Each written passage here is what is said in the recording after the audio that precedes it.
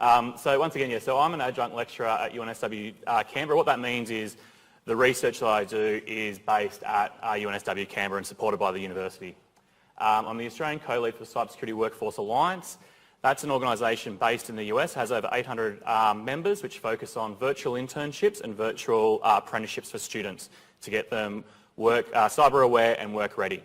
And I'm also Principal Director of Henry Strategic. So that's my own corporation business, looking at these from a strategic point of view, education, and how we can implement things from the research that I've done into solutions. So, I'm not just talking about, I am trying to implement some things as well that would hopefully help industry in the long run.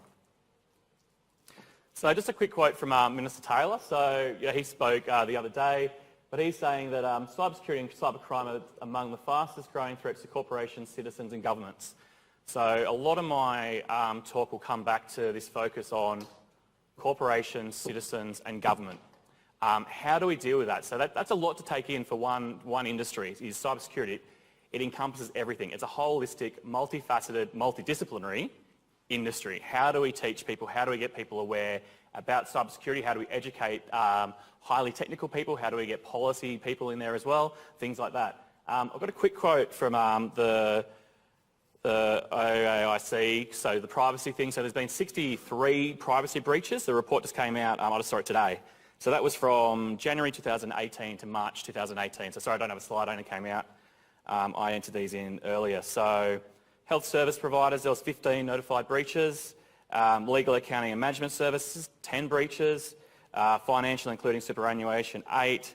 Education, 6, which is interesting. So, universities, schools, things like that, they do have a lot of data and they are targets.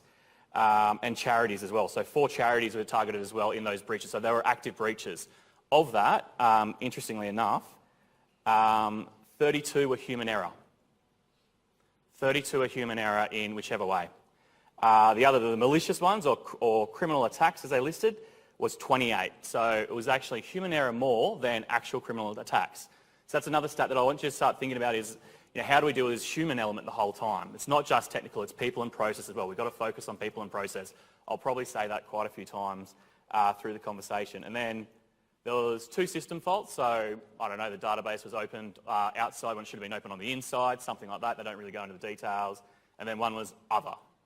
So, don't know what other is, but there was another breach. So, it's just interesting that 32 are human and 28 were incidences of cybercrime.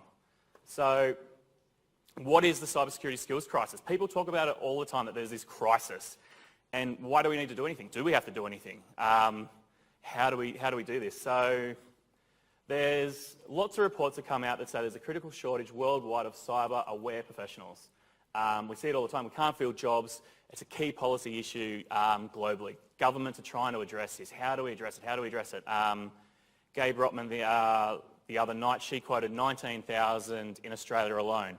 Now, 2 years ago, that was 11,000 in this skills crisis that these stats have been reported. So it's nearly doubled in 2 years. So does that mean that there's more threats? Does that mean that we're not filling the jobs? Can people get jobs? Nigel Fair, who's the interim head of the centre that I'm part of, UNSW Canberra Cyber is the new term. We used to be the Australian Centre for Cybersecurity.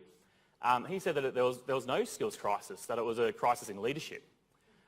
If you talk to the big, I like to call them cyber tier 1 organisations, so your Telstras, your Combanks, those big advanced companies, they don't have a skills crisis.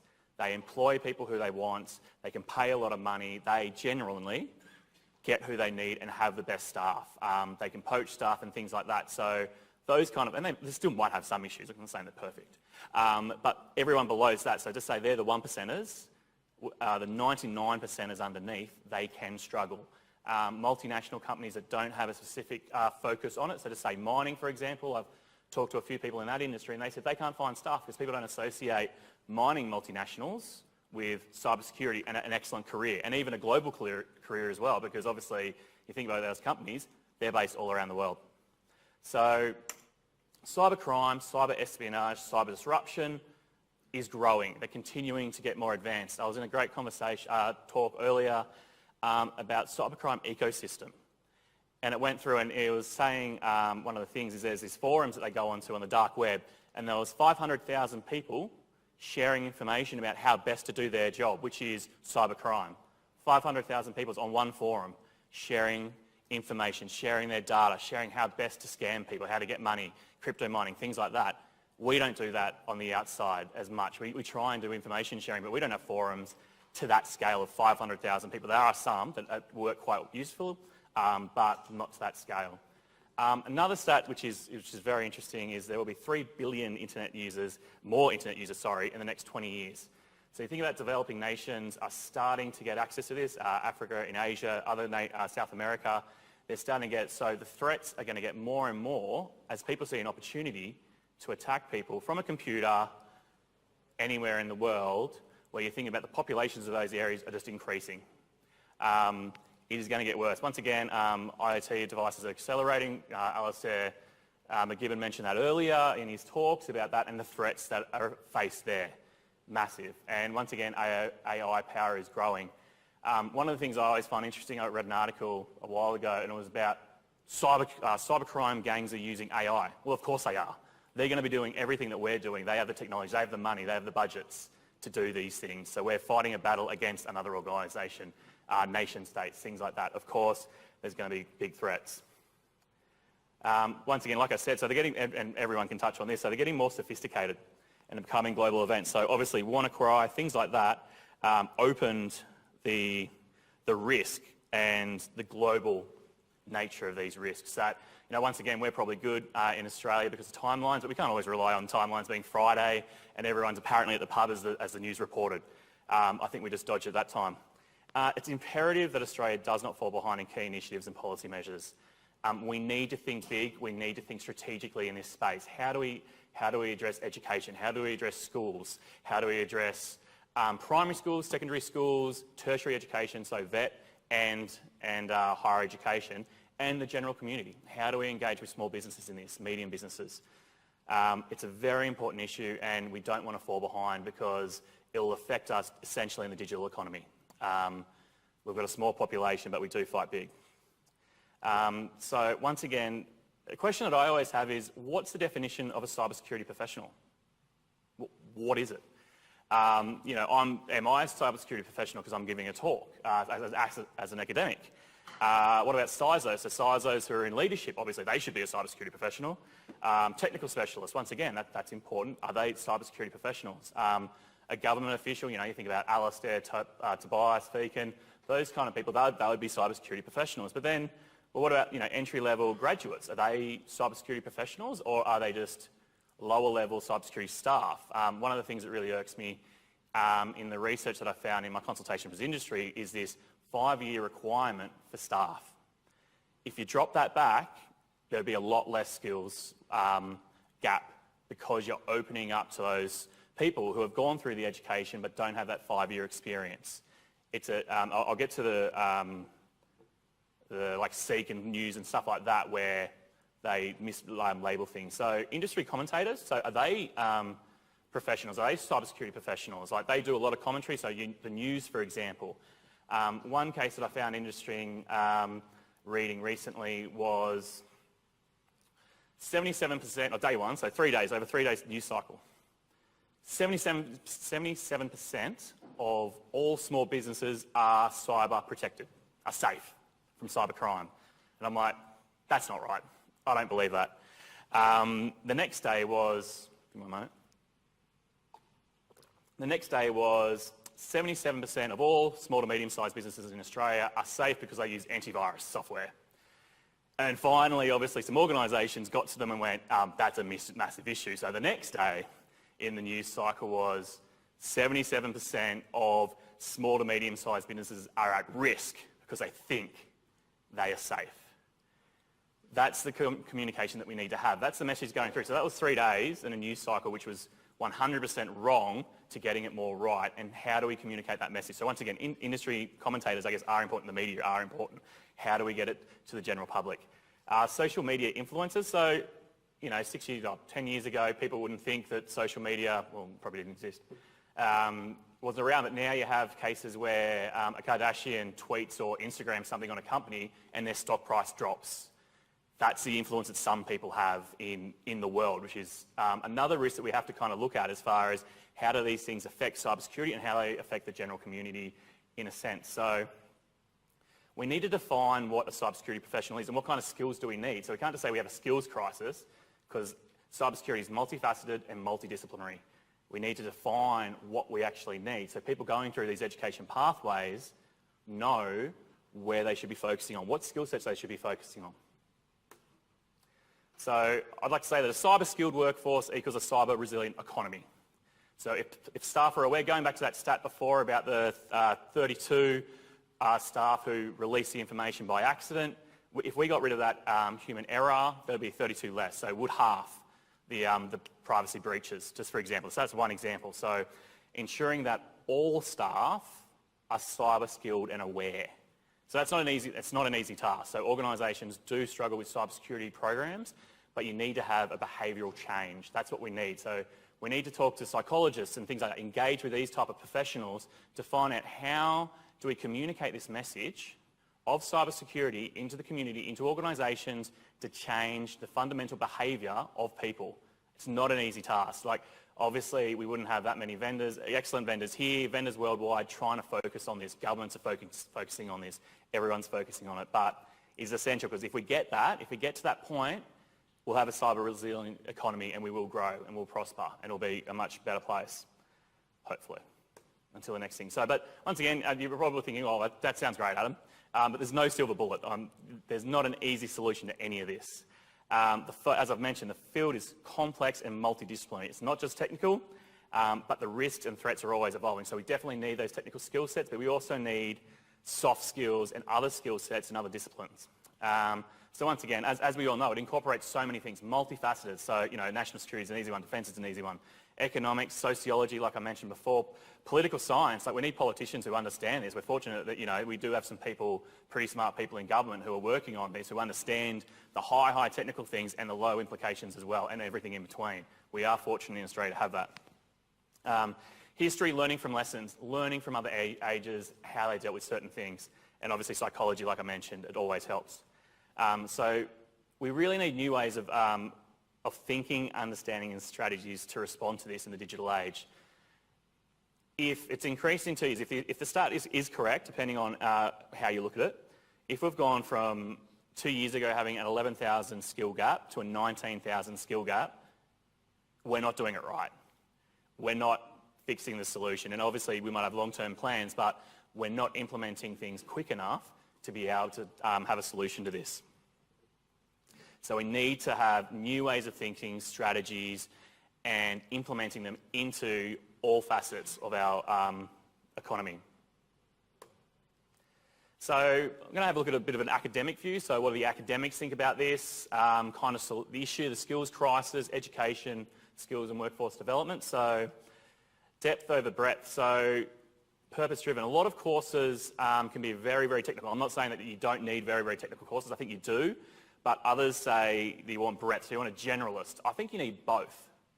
You need to be able to have people who have those very technical skills, which are very unique. Something like software engineering is a very unique task, and it has security by design embedded into it, so they're aware when they're designing things that they have that security mindset already built in. And then you need the generalist program, so you might need some people who have, just say school-age children. They might need to know about the technical things, some of the technical things, some of the international relations type of aspects, some of the managerial aspects, business aspects. They're the kind of things that they study at school that should kind of be incorporated as well.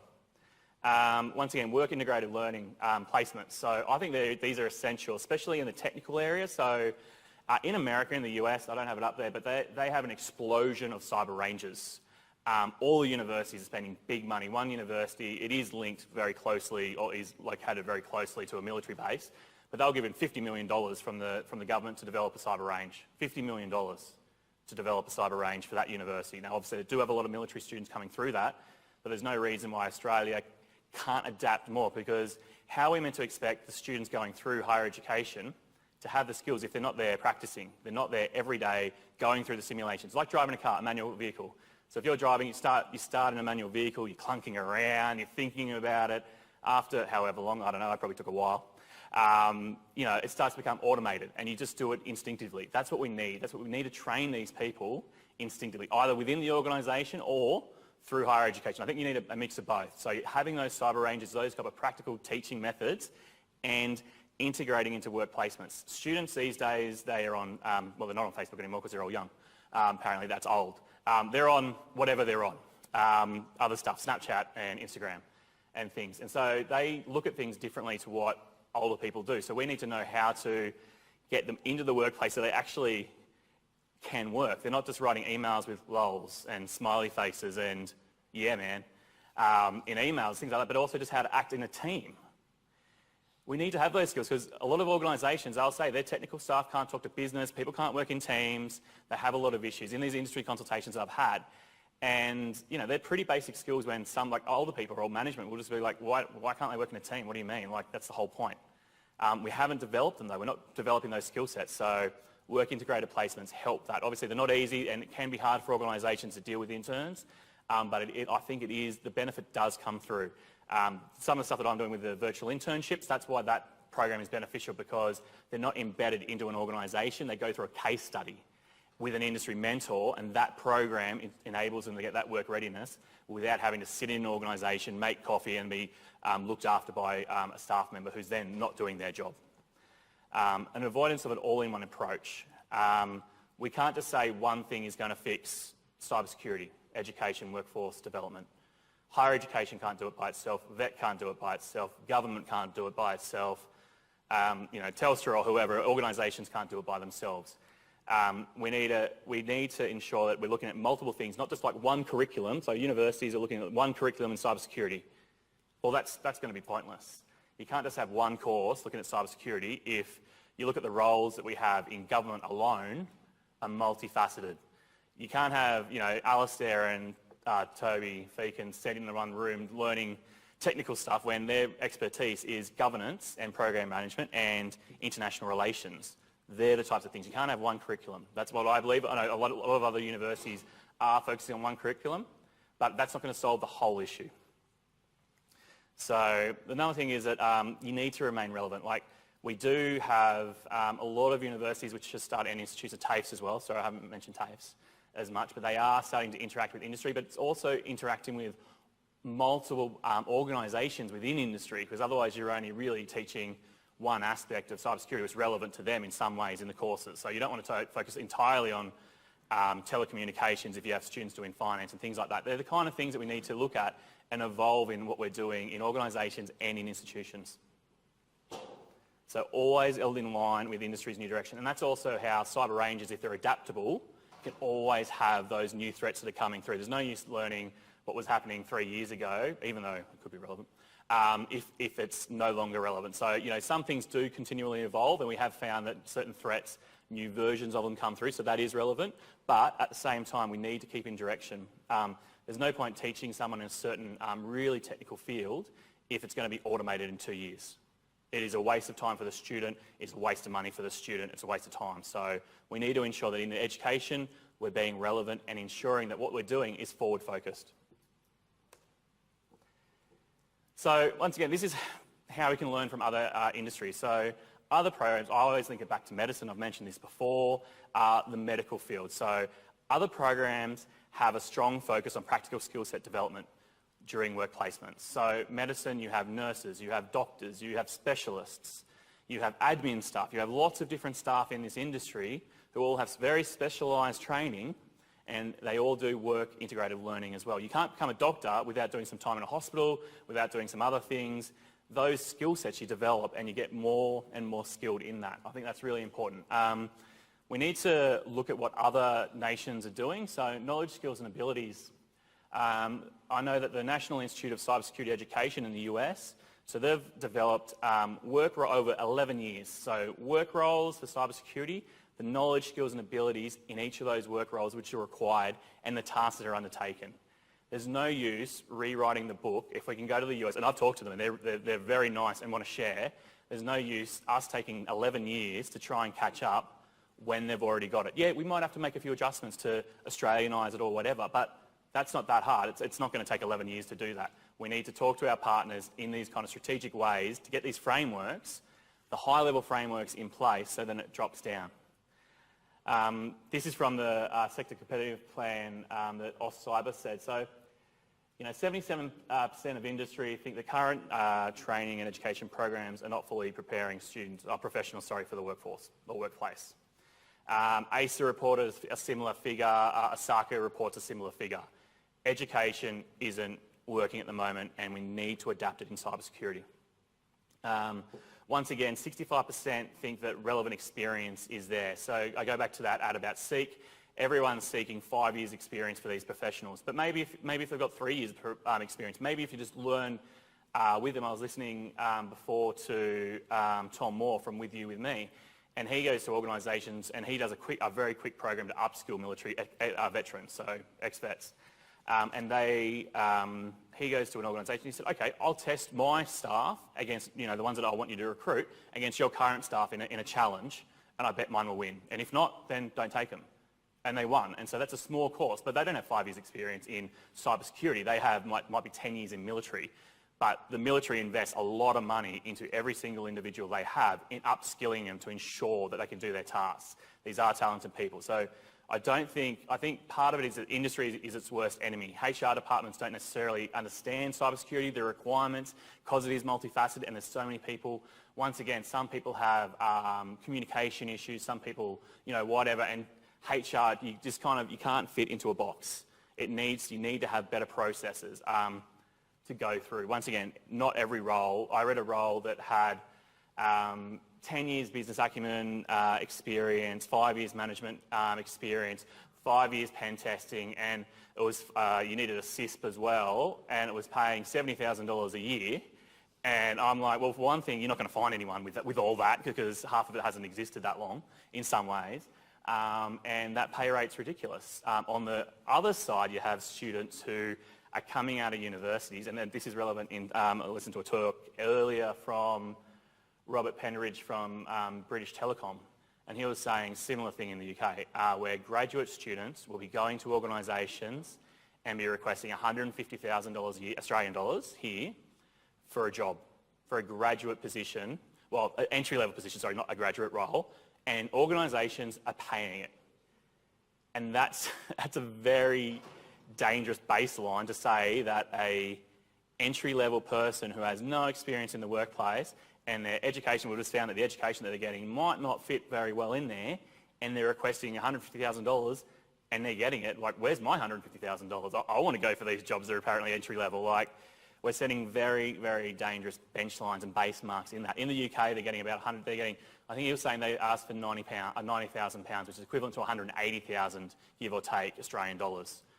Like, we need everyone to understand cybersecurity in this. We need a cyber-aware workforce, or the cyber workforce, as I mentioned.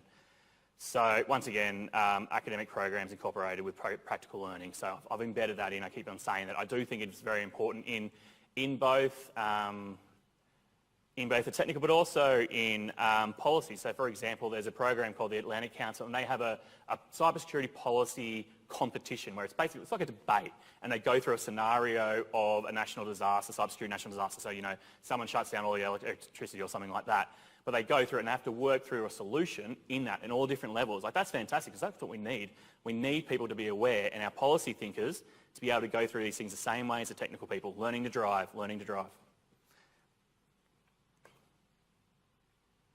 Okay, so basically what I've been calling for this whole time and blabbering on about in some ways is we need a generational change. We need to really seriously think strategically, like at the high level, on how we're going to focus on this, how we're going to fix a multifaceted, multidisciplinary issue for our current workforce and our future workforce. So how are we going to deal with it 5 years, 10 years, 15 years? School education. So at the moment we have a digital curriculum Australia-wide implemented by the states. Each state will implement that differently, I've been told. So, and it's not focusing on necessarily developing those core cybersecurity skill sets. Now, there's excellent programs in cyber safety. These are excellent programs. I'm not taking away from those programs, but this is more embedded into a curriculum. So how are we educating them? So we need a fundamental security concepts embedded in. Once again, in the UK, they have a program which 1.25 million primary school students have gone through, very successful, cybersecurity and data science. That's the kind of things that we focus. They're where the jobs of the future are going, how to think about things, how to critically think, assess and go through. Tertiary education, I think there's a requirement once again, so that's TAFE and higher education. I think there is a requirement, at university I was forced to do statistics. I'm not a big fan of statistics or working at statistics. I can divide two numbers to get my lovely percentages, or I steal it from someone else's report. That's about as far as I go, but I had to do that course because the university made me. I think we need a foundational, I don't care what it's called. I don't care if it's cyber literacy, digital literacy, cyber security literacy, cyber hygiene literacy, whatever. As long as there's a program which is constructively thought about, so we have, once again, a workforce which understands these types of things, if you talk to, out of our industry, if you talk to people on the street and you go, oh yeah, this phishing scam, they're like, oh mate, yeah, the fish down at, the shop. Well, they don't know what phishing is. We just need to use simple words. It's a scam. It's an email scam. People understand email, that has been embedded into, most people know what emails is, and it's a scam. We need to ensure that the conversations we're having are simple to the general public, to the wider public. But we need that. So we need that foundational course embedded into universities' TAFEs, and also have those elective courses that are there. So a horizontal and vertical input into cybersecurity with a cybersecurity focus. Once again, so we need to know what skills and knowledge requirements are for the future. So we don't, once I said it before, we don't want to teach someone a very technical thing if it's going to be automated in 2 years, or 5 years in fact. There are people in industry at the moment who are finding themselves trapped in very, very technical roles with nowhere to go. So we talk about the skills crisis. They're already a cybersecurity professional, but they can't move out of that role because it's so specialised, it's so specific. It doesn't really translate to anywhere else in the organisation, and they're so focused on it that they haven't been able to upskill themselves. Organisations need to understand that and strategically think about how they can upskill staff to move through into different roles. So as I mentioned before, so horizontal, vertical implementation, so cyber digital literacy, foundational and elective. Once again, it's making that generational change. If we've doubled, apparently, the stats in the requirement for cybersecurity professionals, we're not doing it right. The threats are getting bigger, like going back to the citizens, governments and organisations, it's affecting everyone. We need to focus on this at a very high level and then implement it down so that we do have actual things. Otherwise, once again, we're going to be left behind. So I was talking to Baron Ludenbach from Telstra. Sorry for pronouncing his name wrong, but he's a CISO at Telstra, and he actually said he doesn't want a job. He's the CISO at Telstra. He does not want a job because he sees it as everybody's responsibility in an organisation to have. Obviously, you do need cybersecurity teams. He's not saying we don't need them, but ultimately, having everyone cyber aware is going to make his job a lot easier. So he said that, yeah, we need that embedded into every single worker, and that's what they're trying to do. That's what other organisations are trying to do. Once again, it's not an easy task, but it is an essential task. We need to change behaviour in organisations, in society, to focus on this and understand it, because a lot of people you talk to, you say the word cybersecurity and their eyes glaze over because they just think everyone here is in a dark room on a computer, tapping away really fast and hacking things with lots of screens coming up. Once again, if you weren't at the talk by the BT guy, so British Telecom, he had a great one where it was NCIS, I'm pretty sure, and they were getting hacked. And so suddenly one person jumps on the computer, starts typing really fast, and then another person comes on. So then there's four fingers on the keyboard typing away to stop all these screens coming up. And then the manager, Christian, or whatever his name is, the guy with white hair, he pulls the plug out and the solution's fixed. Well, really, he probably just unplugged the monitor. So that's the perception that the broader community, that's the most watched show in the world, by the way, NCIS, apparently, now that Top Gear's not on. And so that's the perception that the general public are getting about cybersecurity. It's either in a dark room or doing things like that. Once again, yeah, so technical skill kit, it's not the ultimate answer. It is very important, but we need to ensure that soft skills are being developed into this. So the communication skills, working in teams, these are the kind of things that sound really simple but aren't implemented very well, especially in the education area. We're not implementing that. We need to ensure that it's not just a group assignment where everyone, bums around and goes, oh, I hate group assignments, trying to do it. It's actually developing project teams, getting to work on case studies where they use different roles, and you have a team leader, you have a director, you go through and go those things. So it's critical in developing our cyber skilled workforce. And once again, like I said, work readiness programs, fast tracking. So similar to the With You With Me, that's a great solution to a certain area. So it's fast tracking people from a student or from an other area into these roles. You think about people in Adelaide and Melbourne who worked in the automotive industry, what do they do now? Like, we should be looking at them and focusing on them and going, look, we can give you a career in cybersecurity in these kind of aspects. That's another solution. Like, how do we upskill people to ensure they're ready for a cybersecurity career? And the other thing is, I don't have it here, but it's identifying career pathways. You look at medicine, you know what to do. You know that you need to go to university, things like that. If you look at, thank you, if you look at those, there's no clear career pathways in all the multifaceted things. So people could have a great job. We need to communicate that. We need career advisors at schools understanding the multifaceted nature of cybersecurity and explaining that to students. We need teachers who can teach this. We don't have that. Once again, the UK have a really good program that they're running. I'm just basing it all on what he said because it's fresh in my mind. But they're doing some really cool things. But just because it works in the UK doesn't mean it will work in Australia, but we can try it. Once again, we have to be not afraid to fail in trying new programs, especially government, in this. So look, once again, I talked about school education, tertiary education, and organisational awareness. So are we educating staff appropriately? I don't think so. I think everyone still has the perception of 4 hands on a keyboard in a dark room doing bad things. We need to change that. And there is a movement slowly to change the pictures and things like that, but definitely. So what do? We need to identify key learning requirements and avenues. What actual skill sets do we need? That's where I go back to the KSA, so the knowledge, skills and abilities. What can we do with that? We need to know the work roles that are there, and we need to know which ones are actually in this skills crisis. What are the ones that we need? And how do we actually fill those? Like, we don't really get any more information than there's 19,000, there's a 19,000 gap in skills. We need to know exactly what it is. As educators, as government, we should be focusing on these things as organisations, so you're aware and you can prepare for it. Once again, baselines and track progress. One of the funny things about the national strategy is there wasn't really any baselining done, and they don't really track progress. So they kind of had like a dot thing where it's just like not started, and completed, and that was about it. It's just a smiley face or a sad face, basically, in doing it. We need to have actual data. Like, an organisation's not going to get away with those kind of things. We need to do the same thing at a national level in these initiatives that we're doing. We need to baseline them. We need to track them so we know, are they working? Are they not? There's no point in putting money into a program which isn't working.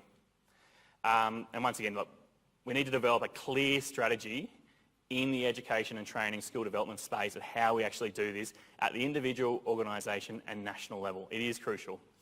So I am wary of time, but I will go through quickly.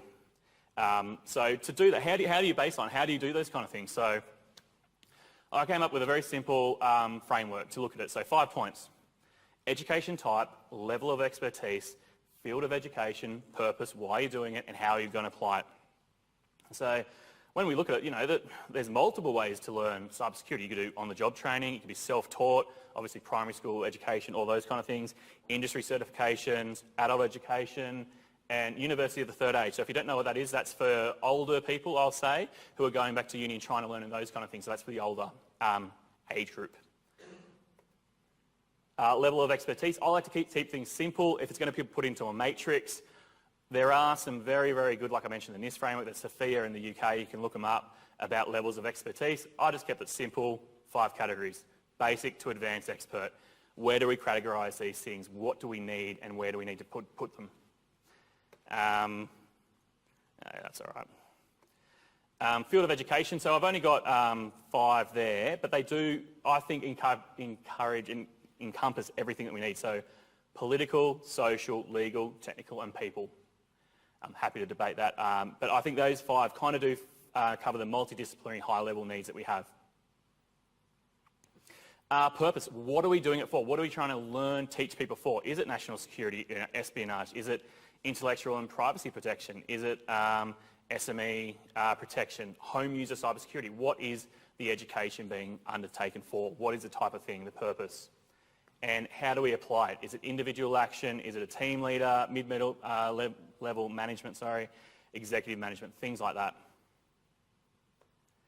So we're going to have a look at similar things. So you look at higher education. They probably, at the moment in the research that I did, realistically they're basic to intermediate. They're not very great. They're looking at political, social, technical skills. They're very generalist. Most of them kind of cover quite a lot of things. And they're for individual team members. Those are the kind of things that happen. So that's where you can put it. So you think, okay, well, what about, surely that you can't add all those up to everything being meaningful. So we'll have a look. So if we put the matrix together, primary school, advanced expert, technical, enterprise, cybersecurity, and individual action. Everyone will go, well, how is that applicable? How can you have a primary school kid who's an advanced expert prioritising technical and cybersecurity for an enterprise?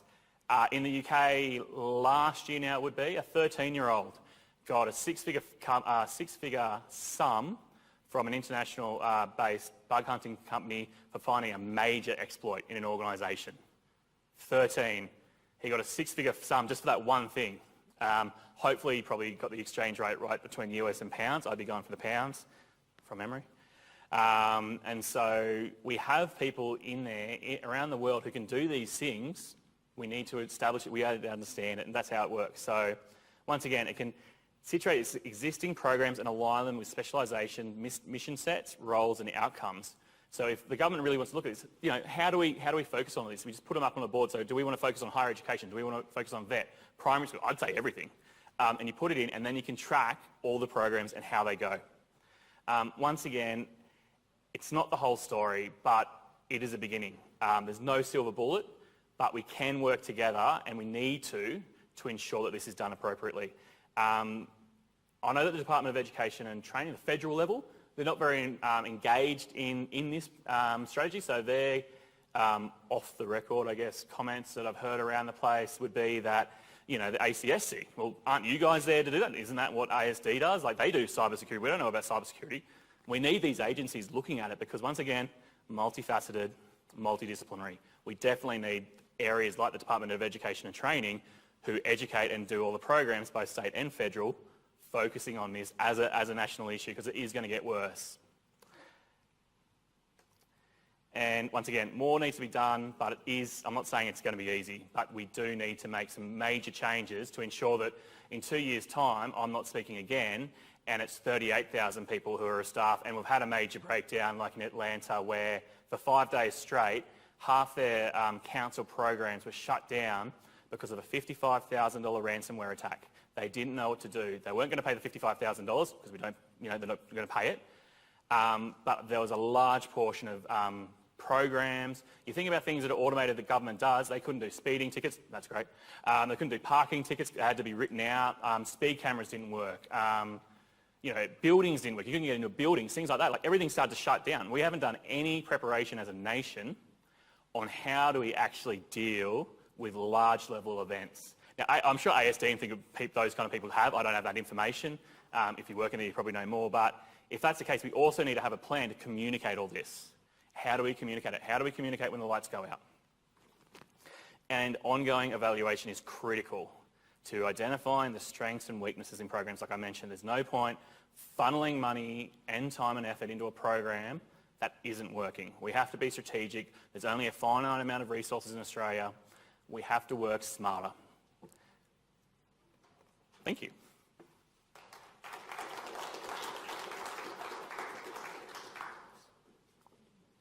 Thanks very much for that talk. Hello? Can you guys hear me?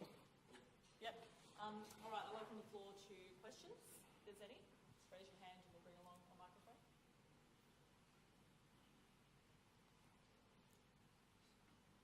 No.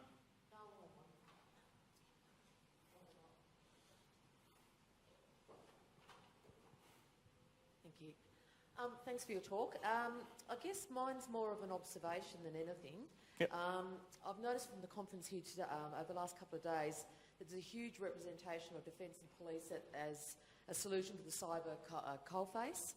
And I get the feeling that they're positioning themselves as a natural successor for the IT industry in that regard.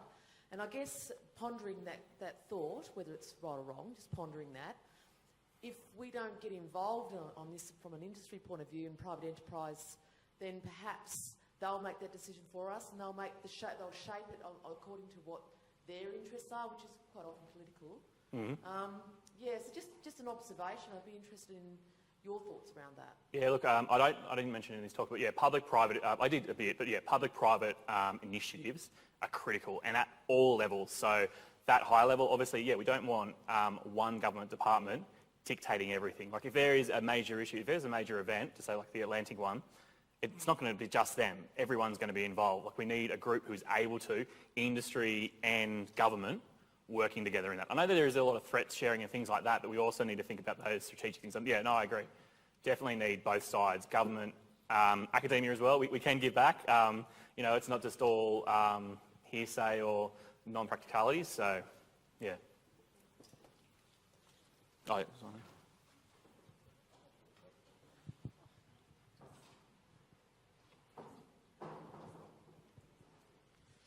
Just an observation from me. I wouldn't rule out cross-skilling your existing staff. Yep. I would highly recommend, particularly looking at your help desks, you'd be amazed how well they transfer to cybersecurity. Plus they have the advantage they already know your systems inside out. Most of the time they know what's weird and wrong. They're really good people to grab.